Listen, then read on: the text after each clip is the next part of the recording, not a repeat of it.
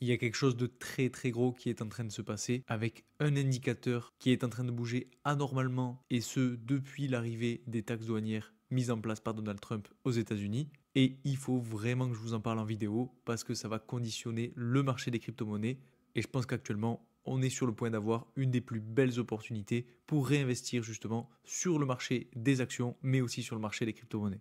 Donc aujourd'hui, on va aller analyser ce qui s'est passé mercredi dernier lors de l'annonce de Trump sur les tarifs douaniers. Donc on verra ce qui s'est passé sur Bitcoin, on verra ce qui s'est passé sur Ethereum, et surtout on parlera des marchés traditionnels avec le S&P 500 et le Nasdaq, parce qu'il y a pas mal de choses à dire là-dessus. Donc si on regarde un petit peu dans le détail ce qui s'est passé pour Bitcoin, alors je vais partir sur des chandelles horaires, et si on regarde ce qui s'est passé sur la journée de mercredi par exemple, on a vu qu'à partir de 10 heures, on a commencé à avoir une sortie à la hausse de Bitcoin au-dessus de sa tendance baissière. Donc on est parti sur une hausse de quasiment 6% en quelques heures jusqu'à arriver à l'annonce des tarifs douaniers de Donald Trump à 22 heures durant son discours. Donc au début de son discours, on a eu quand même une belle poussée à la hausse qui, je vous l'avais dit mercredi en vidéo, était sûrement un piège. Donc on a eu cette belle sortie de la tendance haussière et qui finalement était un piège acheteur, puisqu'ensuite on a bien dégringolé, on a corrigé en quelques heures cette fois-ci, on a perdu quasiment 7,2%. Donc si vous n'avez pas vu ma vidéo de mercredi, c'est exactement ce que je vous disais. Je vous disais que justement, on avait potentiellement une fausse cassure à la hausse de la tendance baissière pour aller chercher tout simplement les plus hauts sommets de la semaine dernière, qui d'ailleurs, si je vous les trace, sont juste ici. Donc on est quasiment allé les chercher. On est même d'ailleurs allé chercher le gap qu'on avait laissé juste ici pour ensuite corriger à nouveau et repartir sur la tendance baissière juste en dessous de la ligne blanche. Donc on va repartir sur des chandelles journalières pour voir tout ça. Mais en gros, voilà, je voulais vous montrer que finalement, en lien avec les nouvelles macroéconomiques, on pouvait analyser facilement le marché et voir ce qui était en train de se passer. Donc on a bien eu ce mouvement, cette fausse cassure à la hausse et ce piège acheteur qui s'est déroulé parfaitement pour ensuite, avec les taxes douanières, faire chuter le marché. Donc on retourne sur des chandelles journalières et vous voyez bien qu'on est toujours sous cette tendance baissière avec une mèche de sortie juste ici, donc le 2 avril. Maintenant, si on regarde nos objectifs, donc pour moi personnellement ça ne change pas. J'ai toujours mon objectif sur cette zone d'intérêt que j'ai tracée juste ici, donc entre 76 000 et 72 000 dollars. Et je pense honnêtement que le marché pourrait arriver dans cette zone et que le jour où on sera dans cette zone pour Bitcoin, eh bien, ce sera une des meilleures opportunités qu'on va connaître. Et je pense qu'on est tout près d'arriver sur ces niveaux-là pour justement aller chercher le dernier gap qu'on a laissé juste ici. Vous connaissez la suite pour ensuite poser un bottom et repartir. Ça, si vous suivez mes vidéos, vous savez que c'est le scénario que j'envisage le plus pour les prochains jours, voire les prochaines semaines. Et justement, je pense que ça risque d'arriver très très rapidement parce qu'en fait, les tarifs douaniers qu'a mis en place Trump mercredi dernier ont eu un très très gros impact sur les marchés traditionnels. Et qui dit impact sur les marchés traditionnels, dit impact sur les crypto-monnaies. Donc si on regarde rapidement le S&P 500, ce qui s'est passé, vous voyez qu'on a eu un très très gros décrochage depuis mercredi. Et si on le mesure cette fois-ci, donc depuis le top jusqu'au point le plus bas, on est sur une correction de quasiment 10% sur le S&P 500 en quelques jours. Et il faut savoir que ça a été très brutal et que généralement, ce type de crash n'est pas anodin et est tout simplement lié à des nouvelles macroéconomiques, comme on l'a vu mercredi dernier avec l'annonce des tarifs douaniers. Donc ce type de crash, il est vraiment assez inhabituel. J'ai envie de dire, il est un petit peu contre le cours naturel des choses, puisqu'il est induit par une nouvelle macroéconomique, et donc c'est ce qui a fait cette correction. Par contre, pourquoi je vous dis qu'on est sûrement sur une des plus belles opportunités? Tout simplement parce que généralement, suite à ce type de crash, eh bien, on a du rebond.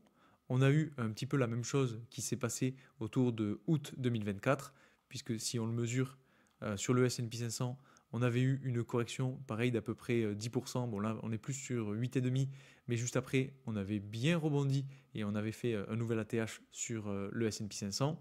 Et là, on le savait, on avait notre zone d'intérêt juste ici suite à l'ATH du S&P 500. On était venu la chercher, on est venu casser le support, on est retourné chercher la zone d'intérêt pour ensuite avoir une continuation de la correction. Et là, justement, on est en train de rebondir pile sur le niveau de support qu'on a juste ici et qui a fait supporter le prix autour justement de août 2024. Donc c'est plutôt une bonne nouvelle qu'on ait su rebondir sur ce niveau-là. Maintenant, attention, c'est peut-être pas terminé. Je pense qu'on risque peut-être d'avoir encore un petit peu de peur ou de panique sur les marchés traditionnels à cause des représailles suite à l'annonce des tarifs douaniers, puisque bien entendu, les pays concernés par ces tarifs vont peut-être surenchérir ou peut-être réguler, je ne sais pas, mais en gros, il risque d'y avoir des réactions et ça peut donc entraîner un mouvement de panique sur le S&P 500, le Nasdaq, les marchés traditionnels, etc. Et justement, par rapport à ça, la Fed risque d'anticiper ces mouvements. Et si on a justement ces marchés traditionnels qui continuent de corriger, comme par exemple le Nasdaq qui, vous voyez, a lui aussi pris une grosse claque puisqu'on a pris un peu plus de 10%, eh bien la Fed va devoir réagir parce que si on a une continuation de cette correction, eh bien là, ça risque d'avoir un gros impact sur l'économie américaine. Et je pense honnêtement que c'est ce que veut faire Trump. Je pense qu'il veut justement mettre un gros coup de pied dans la fourmilière, faire chuter les marchés rapidement et fortement pour faire peur à tout le monde, créer un vent de panique, créer une cascade de liquidation, purger tous les marchés pour ensuite repartir. Et je pense que son levier là-dessus, c'est la Fed. Puisque si on regarde ce qui est en train de se passer, et c'est la nouvelle que je voulais vous montrer aujourd'hui qui est ultra intéressante, c'est par rapport à la prochaine réunion de la Fed qui se tiendra donc dans 33 jours. Et si on regarde la probabilité de baisse des taux, elle a très fortement évolué pour l'annonce du 7 mai 2025.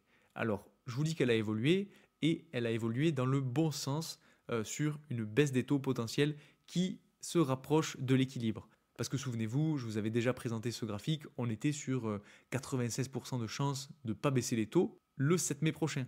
Et là, actuellement, comme vous le voyez, on est quasiment revenu à l'équilibre. Et avec les tarifs douaniers, avec la peur qui est en train de s'implanter sur le marché, la peur aussi de la récession, ben, le consensus est en train de se dire que pourquoi pas la Fed pourrait baisser les taux plus rapidement que prévu et donc on aurait bien plus de baisse de taux cette année, ce qui serait très favorable au marché traditionnel et au marché des crypto-monnaies. Donc c'est pour ça que je vous dis que en attendant le 7 mai et en attendant justement que la probabilité remonte petit à petit, on risque d'être dans une des plus belles opportunités pour rentrer à la fois sur les marchés traditionnels, mais aussi sur les crypto-monnaies. Donc honnêtement, moi personnellement, c'est ce que je fais, hein. Je me positionne sur le marché traditionnel, je me positionne aussi sur les crypto-monnaies. D'ailleurs, si ça vous intéresse que je vous partage les quelques actions sur lesquelles je me positionne, bon, j'en parle pas souvent, mais si jamais vous voulez que je vous les partage, n'hésitez pas à me le dire en commentaire. Peut-être que je vous partagerai ça uniquement sur Telegram ou peut-être aussi sur YouTube, je ne sais pas encore comment je vais gérer ça. Mais si ça vous intéresse, n'hésitez pas à me le dire en tout cas, comme ça je vais y réfléchir. Et autre chose d'ailleurs que je voulais vous montrer sur Nasdaq et sur le S&P 500, c'est par rapport au RSI. Parce que quand on regarde le RSI uniquement sur le Nasdaq, on voit que ça fait très longtemps qu'on n'est pas arrivé dans ces zones-là de survente et que la dernière fois qu'on est allé justement dans ces zones de survente, en tout cas aussi loin dans ces zones de survente, c'était autour de octobre 2022 quand on a connu ce fameux creux juste ici avant de complètement exploser et de prendre, si on le mesure, depuis le point bas, allez, on va se mettre sur le point bas du RSI, jusqu'au sommet, on a pris plus de 112%. Donc c'était plutôt pas mal à voir et en fait c'était logique d'avoir ce type de correction puisque si on regarde les choses sur de l'hebdomadaire, allez, on va analyser un petit peu les choses. Voilà, on a un marché qui devait corriger pour justement purger le marché et ensuite pouvoir repartir plus tranquillement.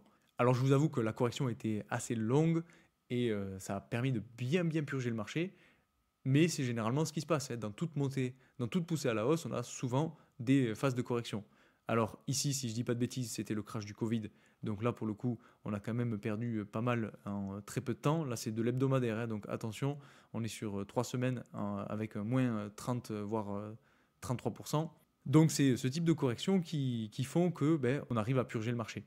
Et c'est encore plus intéressant quand on regarde le RSI en hebdomadaire, puisque les corrections comme ça qui sont induites par des nouvelles macroéconomiques ou par des nouvelles mondiales comme le Covid avec la pandémie, eh bien on voit qu'on a un RSI qui tombe très bas et c'est très propre puisque à chaque fois qu'on a un RSI qui arrive aussi bas, eh bien on a un bas de marché. Donc ça a été le cas en décembre 2018, ça a été le cas en février 2020, ça a aussi été le cas autour de mai 2022 et aujourd'hui on est à nouveau aller chercher des zones de survente. Enfin, on est quasiment sur des zones de survente et on a justement cette belle phase de correction. Donc, honnêtement, je pense qu'on est vraiment sur des niveaux qui sont ultra intéressants pour réinvestir sur le marché et pouvoir se relancer parce qu'on arrivait sur des prix très très propres. Si on regarde sur le S&P 500, là aussi en hebdomadaire par rapport au RSI, on a un petit peu la même chose. Vous voyez, sur le crash du Covid, on était arrivé dans des zones de survente, donc c'était une nouvelle qui était considérée comme un black swan. En fait, c'est quelque chose qui arrive mais qu'on ne peut pas prédire et qui a fait chuter les marchés pour ensuite tout simplement remonter la pente. On a eu la même chose un petit peu plus tard, donc comme je vous l'ai dit, autour de mai 2022. Alors ça n'a pas identifié le bas de marché exact puisqu'on est reparti un petit peu plus bas ensuite, mais là, pour le coup, on avait une belle divergence entre le prix et le RSI qui était haussier, et justement, ça a annoncé une continuation haussière.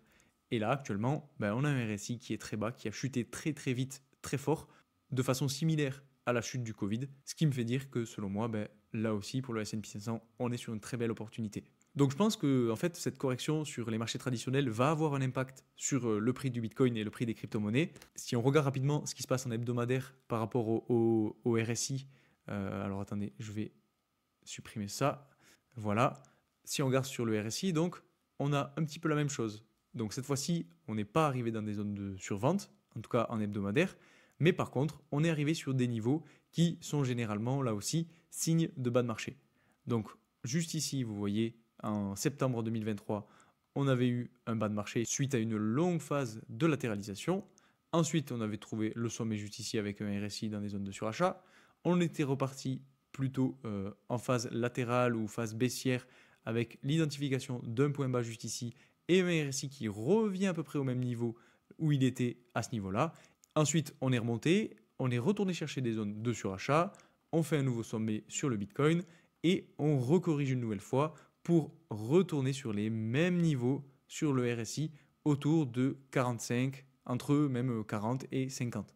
Alors attention, hein, encore une fois, je ne dis pas que la correction est terminée. Justement, je vous ai dit que moi, personnellement, je voyais le Bitcoin retourner encore une fois sur le niveau des 72 000 $. Maintenant, ça reste mon avis. On va voir ce que ça va donner dans les prochains jours, voire les prochaines semaines.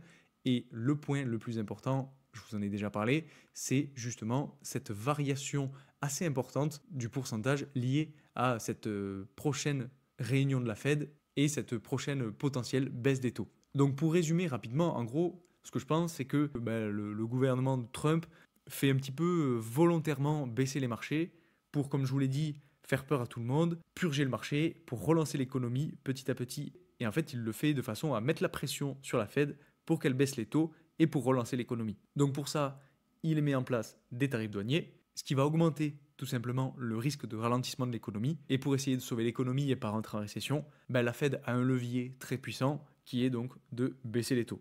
Dans tous les cas, vous le savez, en journalier, tant qu'on n'a pas cassé cette tendance baissière à la hausse réellement, qu'on n'a pas une réelle validation de la cassure, un retest, honnêtement, je pense qu'on n'est pas sorti d'affaire.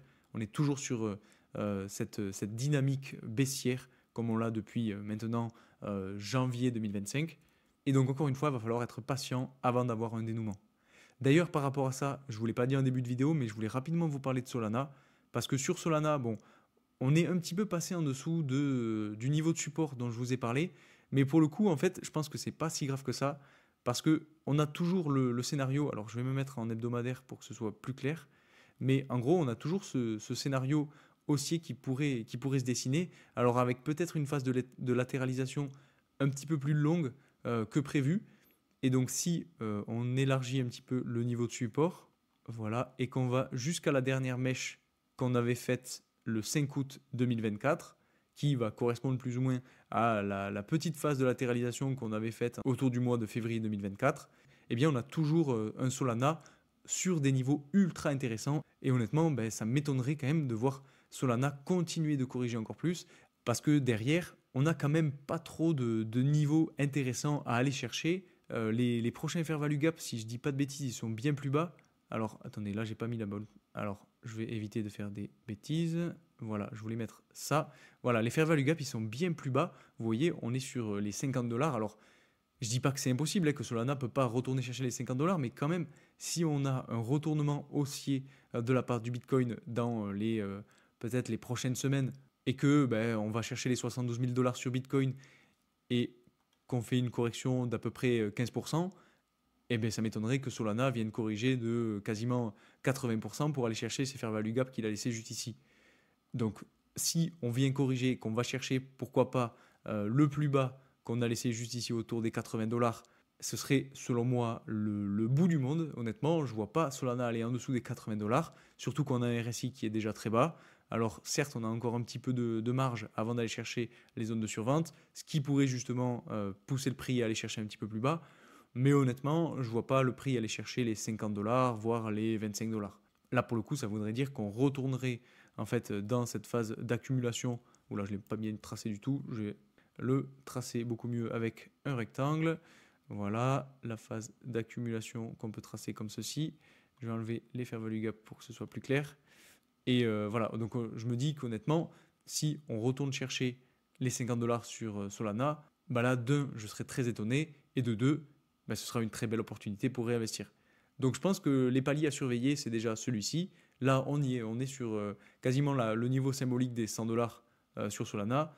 Donc pourquoi pas aller les chercher si on a une correction sur Bitcoin qui continue, bien entendu. Et selon moi, le second niveau qui va être important, c'est le plus bas qu'on a juste ici, autour des 80 $ qu'on a fait donc sur la semaine du 22 janvier 2024. Donc personnellement, ce que j'ai fait, c'est que je me suis déjà repositionné sur Solana parce qu'on est sur le niveau de support. Après, bien entendu, ce n'est pas un conseil d'investissement. Et pour ceux qui n'ont pas vu la vidéo d'analyse de Solana, l'objectif, il est sur les 400 $. Donc si on arrive à faire cette évolution à la hausse depuis ce point-là, on aura fait une évolution de plus de 265%. Enfin bref, pour que ce scénario se valide, il faut quand même que Solana arrive à rebondir sur le niveau de support, ce qui aujourd'hui n'est pas forcément gagné d'avance. Donc c'est à suivre, mais je voulais quand même vous en parler aujourd'hui parce que c'est vrai que je vous avais déjà présenté cette analyse et il fallait que je vous tienne au courant sur l'évolution.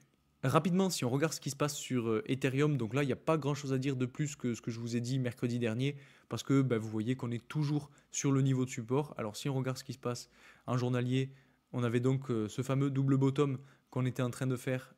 Donc si on le matérialise rapidement, on a potentiellement ce genre de mouvement qui pourrait arriver, si bien entendu on arrive à avoir du rebond sur le niveau de support. Et comme je vous l'ai dit mercredi dernier, je pense qu'on n'est pas à l'abri d'avoir une dernière mèche qui vienne traverser un petit peu le niveau de support pour faire peur à tout le monde, liquider les derniers stops des personnes qui se sont positionnées en long avec du levier, pensant que ça y est, on allait rebondir sur ce niveau, pour ensuite ravaler la baisse et repartir à la hausse petit à petit en cassant la tendance baissière plus long terme qu'on a cette fois-ci depuis décembre 2024 et en fait un petit peu comme pour Bitcoin depuis le début d'année 2025. Donc voilà, c'est un petit peu tout ce que je voulais vous présenter aujourd'hui. J'espère que cette vidéo vous aura plu. Si c'est le cas, n'oubliez pas de mettre un maximum de likes sur cette vidéo. Ça me donne de la force pour continuer à vous faire ce type d'analyse. N'hésitez pas aussi à me dire en commentaire ce que vous pensez du marché actuellement. Est-ce que vous pensez vous aussi qu'on est sur une très belle opportunité? Ça, je serais curieux de savoir parce que c'est vrai que je me trompe peut-être, mais honnêtement, avoir les marchés corrigés comme ça me fait vraiment penser à un bas de marché. Et je pense justement qu'on est sur le point d'avoir le dénouement des choses et que l'année 2025 n'a pas fini de nous surprendre. Donc n'hésitez pas à mettre un maximum de likes, de commentaires, de partages, etc. Ça fait grandir la chaîne, ça me donne de la force pour continuer. Je vous remercie pour tout votre soutien et je vous dis à très vite pour une nouvelle vidéo. Salut!